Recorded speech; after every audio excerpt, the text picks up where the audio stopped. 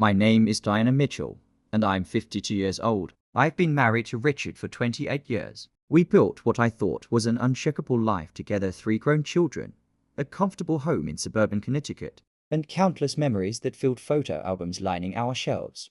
Richard worked as a senior architect at a prestigious firm downtown. I taught literature at the local high school, finding joy in opening young minds to the worlds hidden within books. Our life had a rhythm, steady and familiar, like a song you've known so long you forget you're humming it. Then came that Tuesday in March when everything shifted.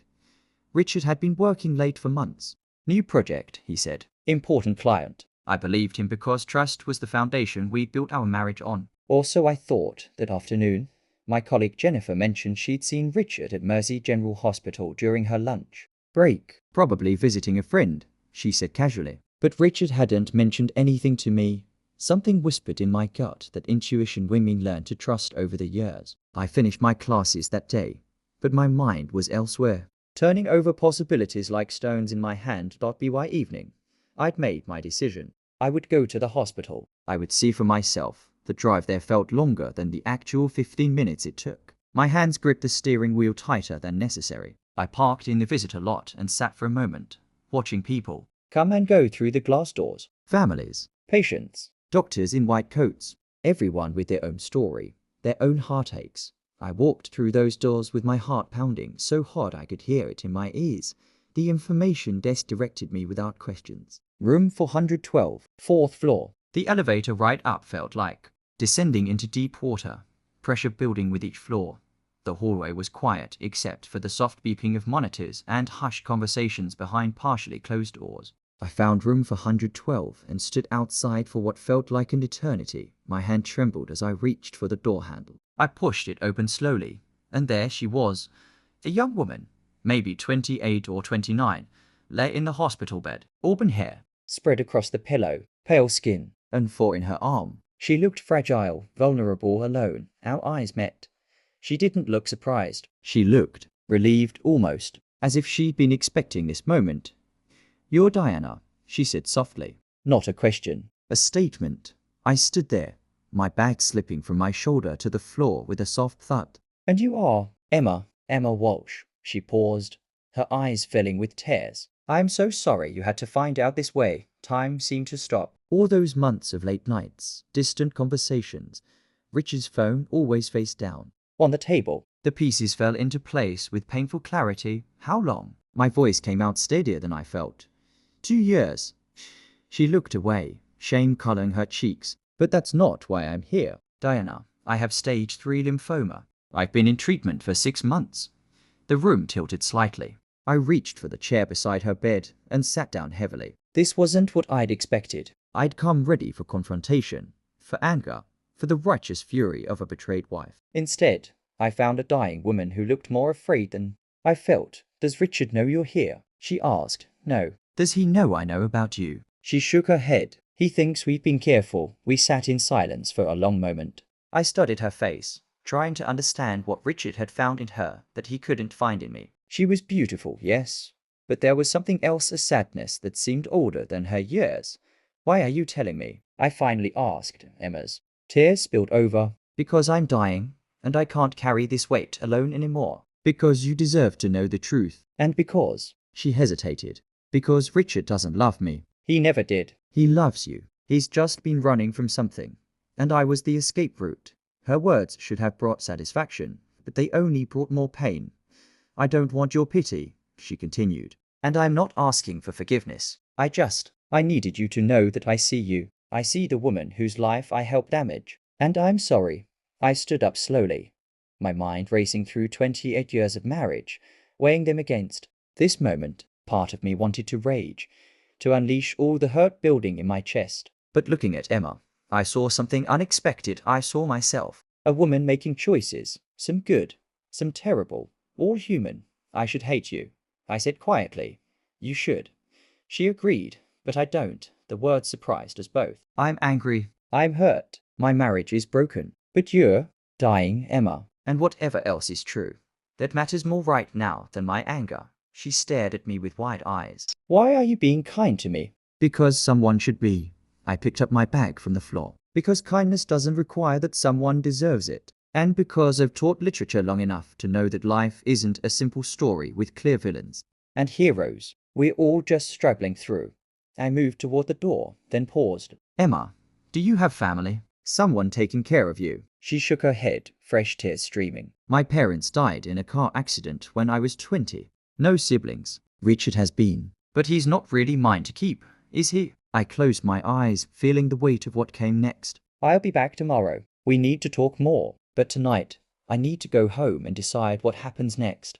With my marriage, the drive home passed in a blur. I walked into our house, the one Richard and I had chosen together, painted together, filled with our life together, and sat in the dark living room. Richard came home at 9, carrying takeout. And apologies about the late meeting. I watched him from the shadows like a stranger. Diana, why are you sitting in the dark? I went to the hospital today, Richard. His face went white in the dim light from the hallway. The takeout bag slipped from his hands. Diana, I stopped. I held up my hand. I met Emma. We talked. And now, I need you to sit down and tell me everything. All of it. The truth. We talked until 3 in the morning. Richard cried deep, broken sobs that shook his shoulders. He told me about the affair, about meeting Emma at a conference, about the loneliness he'd felt that he couldn't explain or justify, about how when Emma got sick, he couldn't abandon her. But he couldn't leave me either. I love you, Diana. I never stopped. But I'm so ashamed I don't know how to. You should be ashamed, I said, my voice hard. You betrayed me, Richard. You took 28 years of trust and shattered it. But I also saw a young woman dying alone tonight, and I can't stop thinking about that. Over the next few weeks, something unexpected happened. I visited Emma regularly. I brought her books from my classroom, thinking literature might offer comfort in her final months. We talked about poetry, about life, about regrets and roads not taken.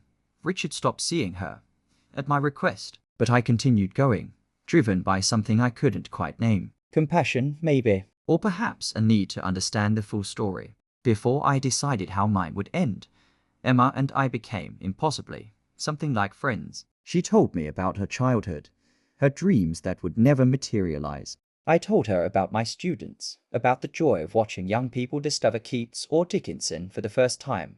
One afternoon in late May, Emma took my hand. Diana, I need to tell you something. Richard never loved me because he never stopped loving you. Every time we were together, I could feel the ghost of you between us. I was jealous of a woman I'd never met, and now, I asked, now I understand why. You're the kind of person who visits her husband's mistress in the hospital, who brings books and companionship to someone who helped break her heart. That's not weakness, Diana. That's a strength I'll never have.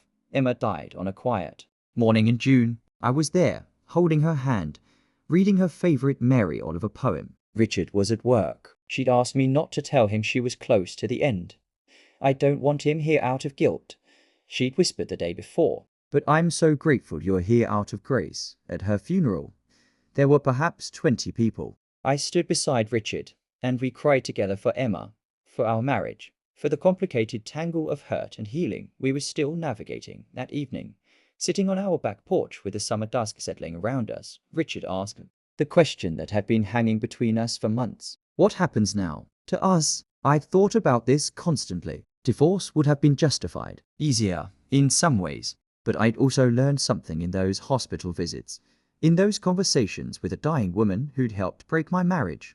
I don't know yet, I said honestly. But I know that I'm choosing to stay. Not because I'm weak or desperate. Not because I forgive everything easily. But because I've learned that people are complicated, Richard. They hurt each other in terrible ways and still love each other deeply. And I think our marriage is worth fighting for, even though you nearly destroyed it. I'll spend the rest of my life making this right, he promised. I know you will. But Richard, here's what I need you to understand. You don't get to decide when things are right again. I do. This is my timeline now, not yours. Some days I'll be okay. Some days I'll be angry. And you'll have to live with both. He nodded, tears streaming down his face. Whatever it takes. Rebuilding trust is slow work, like healing from a deep wound. It's been 2 years now. We went to counseling. We had hard conversations. There were days I wanted to leave, and days Richard wanted to give up because the guilt was crushing him. But we stayed. We worked. We learned. And something Emma said in one of our last conversations stayed with me.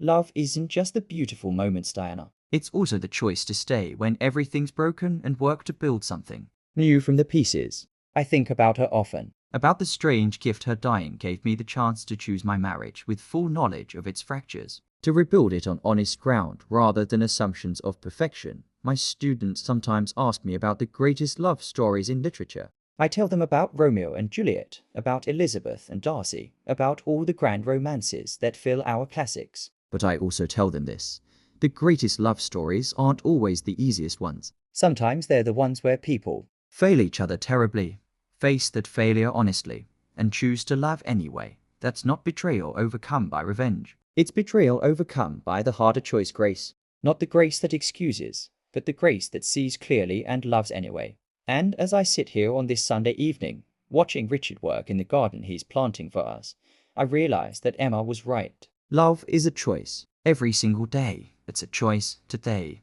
I chose it again.